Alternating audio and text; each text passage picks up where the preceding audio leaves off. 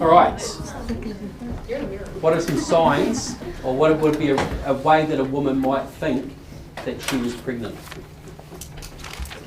What do you think, Dakota? Pregnancy test. Pregnancy test. Now, I'm not going to write that down yet because every group I asked, that was their first response. So it's not just you, but there's going to be a reason why the woman might go for that pregnancy test. There's something before that, something that the woman thinks, oh, I might just go for a pregnancy test because I think I could be pregnant. Any other ideas before I move on? Okay.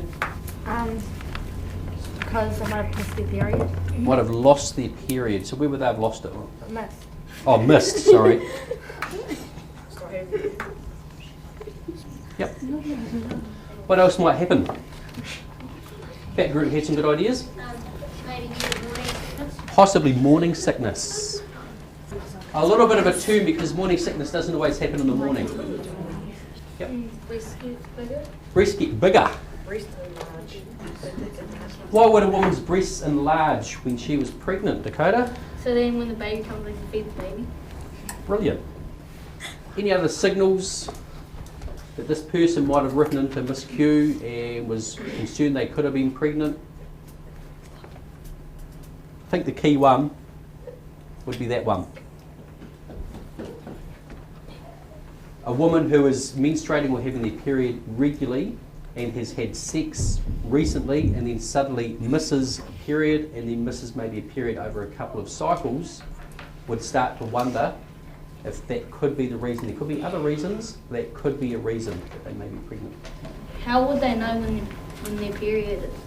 How it says missed period, how would they know when their period is? If they've missed one, well, how would they know? Right, very good question. Now, for some women, not all, a period can be fairly regular. They'll know probably within a few days when to expect it. What could a woman do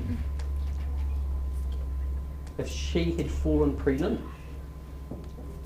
and was feeling really, really insecure and really not sure what to do and needed some assistance to make a decision on what to do? Who's the woman going to talk to, apart from writing to a magazine? Their mum. Yeah. Oh yeah, their partner. Mum, family, partner, Friends. Cousins. friends, health nurse, Teacher. Helpline. teacher, what was that, helpline or helpline? Helpline. A helpline.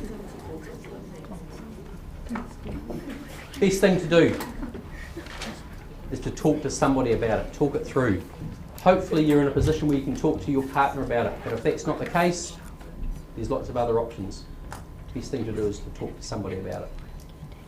All right, I'm going to ask you now to move those seats to the outside of the room and just bring your seats into maybe a couple of semicircles.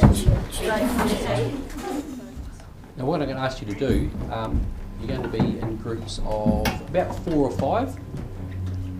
Yes, you can go with friends. And each group is going to take a male body outline and a female body outline. And with a vivid or a felt pen or something like that, I'm going to ask you to do your best job at drawing and labelling male, obviously on the male one, and female on the female one, reproductive organs. Give it your best shot. Now, key thing with this is any labels you put on, I would like you to label them or name them to the best of your ability with the correct terminology. So for example, if you're going to draw a penis on the male one, you're going to call it a penis, not one of the other 100 slang names that I know you can come up with. Is there any questions before you get started?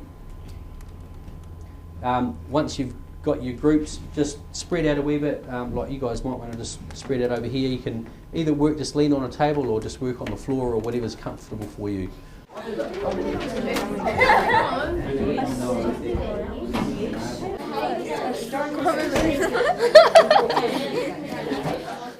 Now I tend to try and inject at times a little bit of humour into it myself, so I do encourage that, and there's no way that I'd put a lid on and make it all serious, because I don't think they would enjoy it so much, and I think it overcomes their nerves a little bit as well if they can have a little bit of a laugh about it. Oh wait, no, what are they called in real life? Not slang words. What's it called in real life? What a bit too cool. Testicle!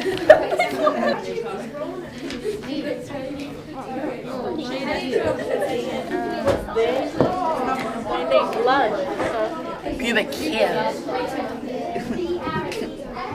I'm not going to go through and mark them and go over them yet. The next step for this is to try and attempt in your groups to do some jigsaws and some magnetic boards that I've put around the room. What you're going to do is spend a couple of minutes on each kit and then rotate to the next one.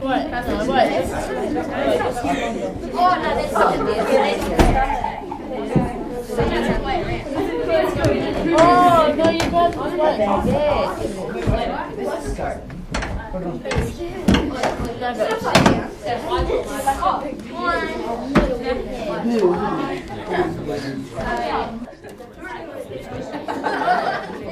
You're a funny looking guy. Right. Do you remember where the prostate gland is? Yeah, so it's actually way at the top. Yep.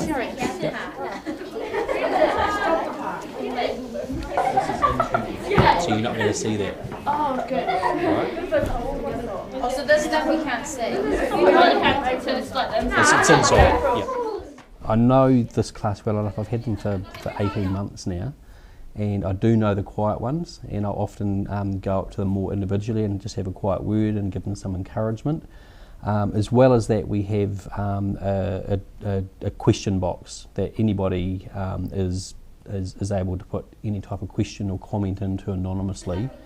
As it happens, there was none in there to start this lesson, but most lessons will be started off with, will begun with going through those questions. Okay, remind you're going to leave your kit where it is and rotate to another kit. That kit needs to be left ready for the next group to start putting it together. So don't leave the labels on where they were, they need to start from scratch.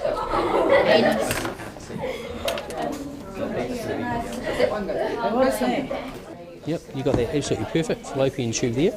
So the egg would make its way up through there, attach itself to the uterus wall, which will be on here, waiting to be fertilised. If it's not, then you're quite right. A woman would have a period normally and then it'll be flushed out through here. Spot on.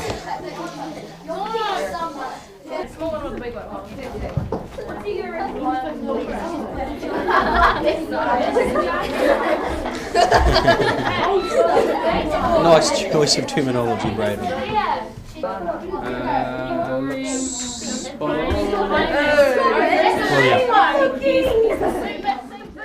Right, who's got any questions?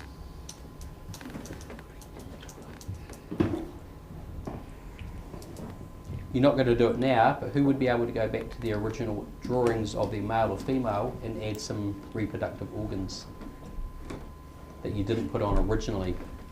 Who'd be able to pop back to those outlines and add some things? You got them all, Ursula? You think you'd be able to add some? Would you be able to add some on, do you think, now? Good.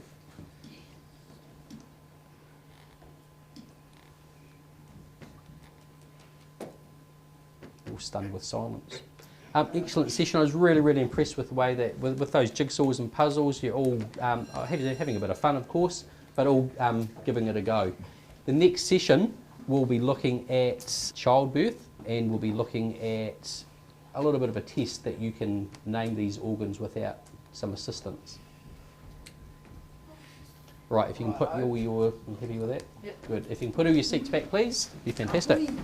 I was pretty happy. I'll know the next lesson I'll be even more clearer. The lesson began with just them drawing on an outline what they perceive to be the reproductive organs, and then with the jigsaw puzzles and magnetic boards was really just to sort of maybe introduce some more and just to really get them to think about things a bit more. And at the very end, I got a little bit of response from the class about if they were to redo those outlines, would they be able to add more, and there was a fairly good response, so I think it went okay.